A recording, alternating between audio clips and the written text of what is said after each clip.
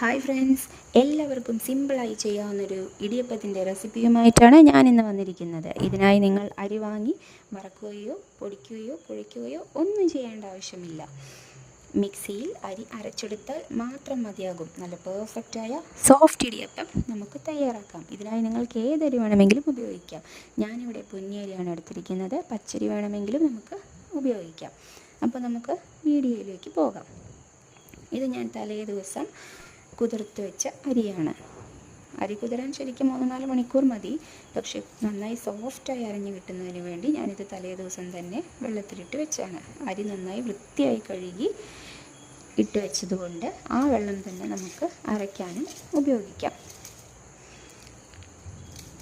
ഇനി നമുക്കിത് മിക്സിയിലൊന്ന് അരച്ചെടുക്കാം. നല്ല സോഫ്റ്റായിട്ട് വേണം അരച്ചെടുക്കാൻ. ഇനി കട്ടിയുള്ളൊരു സോസ് പാൻ എടുത്ത് അതിലേക്കൊരു 2-3 ടീസ്പൂൺ ഓയിൽ ഒഴിച്ചു കൊടുക്കുക.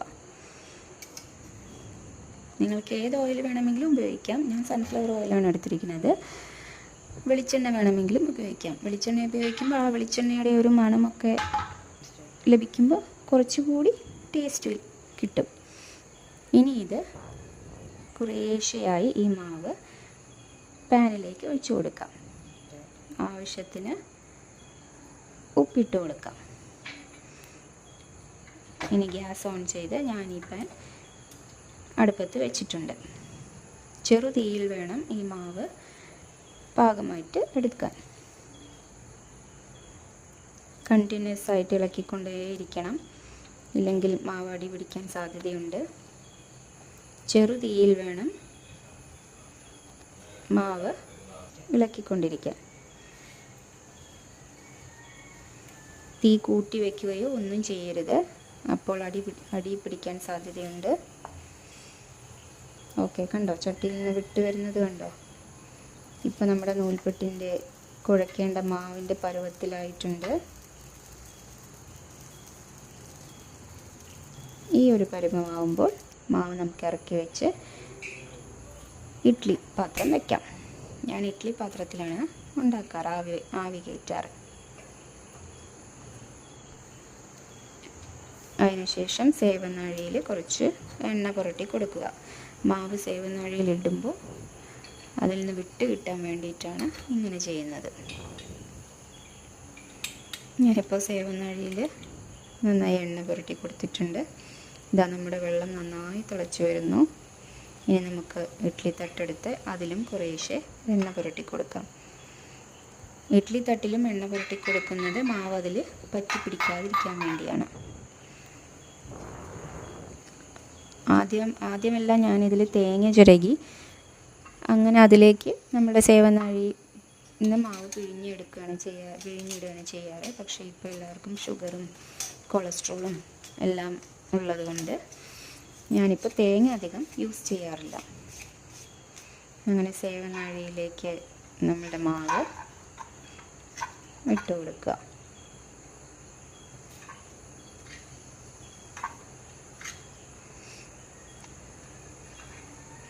ഇനി നമുക്ക് സാവധാനം അത് പിഴിഞ്ഞു കൊടുക്കാം.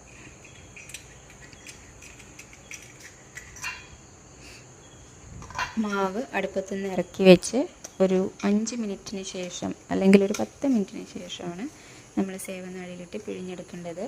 പക്ഷേ ഞാനിവിടെ അടുപ്പത്തു നിന്ന് വാങ്ങി വെച്ചതും എടുത്തതുകൊണ്ട് കുറച്ച് മാവൊക്കെ അപ്പുറത്തേക്കും ഇപ്പുറത്തേക്കും ഒക്കെ ചിതറിപ്പോവാൻ സാധ്യതയുണ്ട്. കാരണം രാവിലെ എനിക്കും ഏട്ടനും എല്ലാവർക്കും ജോലിക്ക് പോകേണ്ട ആവശ്യമുള്ളതുകൊണ്ട് നമ്മൾ എല്ലാവർക്കും അറിയാമല്ലോ വീട്ടിലെ തിരക്കുകൾ. അപ്പോൾ കുറച്ച് ധൃതിയായിട്ടാണ് ചെയ്യുന്നത്, അതുകൊണ്ടാണ് അങ്ങനെ സംഭവിക്കുന്നത്. പക്ഷേ സമയമെടുത്ത് ചെയ്യുമ്പോൾ നല്ല പെർഫെക്റ്റ് ഷേപ്പിൽ തന്നെ നമ്മുടെ നൂൽപുട്ട് നമുക്ക് റെഡിയായി കിട്ടും. ഇപ്പോൾ ഞാൻ ഓരോന്നിലും മാവ് പിഴിഞ്ഞു കൊടുക്കുന്നുണ്ട്. വീട്ടിലെല്ലാവർക്കും ഇങ്ങനെ ഉണ്ടാക്കുന്ന ഇടിയപ്പം ഭയങ്കര ഇഷ്ടമാണ്. നമ്മൾ പൊടി വാങ്ങി ഇടിയപ്പം ഉണ്ടാക്കുന്നതിനേക്കാൾ നല്ല സോഫ്റ്റും നല്ല ടേസ്റ്റുമായത് ഇങ്ങനെ അരച്ച് ഇടിയപ്പം ഉണ്ടാക്കുന്നതാണ്. ഇനി നമുക്ക് ഇതൊരു തട്ട് ഇറക്കി വെച്ച് കൊടുക്കാം. പാത്രത്തിലേക്ക് ഇറക്കി വെച്ച് കൊടുത്ത് അടച്ചു വെച്ച് വേവിക്കാം.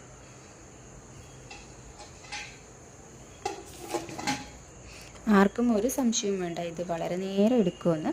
വെറും 2 മിനിറ്റിനുള്ളിൽ തന്നെ ഇത് റെഡിയാവും. കാരണം നമ്മൾ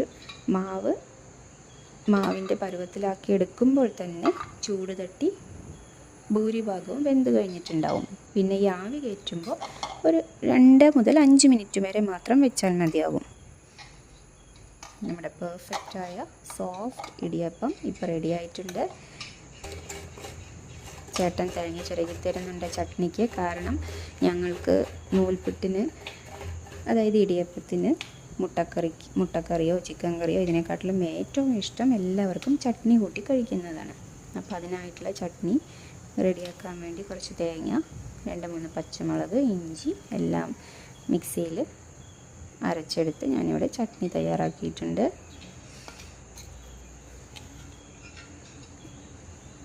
ഓരോ ഇടിയപ്പവും കണ്ടോ, തട്ട് കണ്ടോ, എണ്ണ പുരട്ടി കൊടുത്തത് കൊണ്ട് തട്ടിലൊന്നും പറ്റി പിടിച്ചിട്ടില്ല. ഇപ്പോൾ നമ്മുടെ സോഫ്റ്റ് ഇടിയപ്പം ഇവിടെ റെഡി ആയിട്ടുണ്ട്. കൂടെ നല്ല ടേസ്റ്റി ചട്നിയും. അപ്പോൾ നമുക്കിത് ആദ്യം ചേട്ടന് തന്നെ ഒന്ന് കൊടുത്തു നോക്കാം.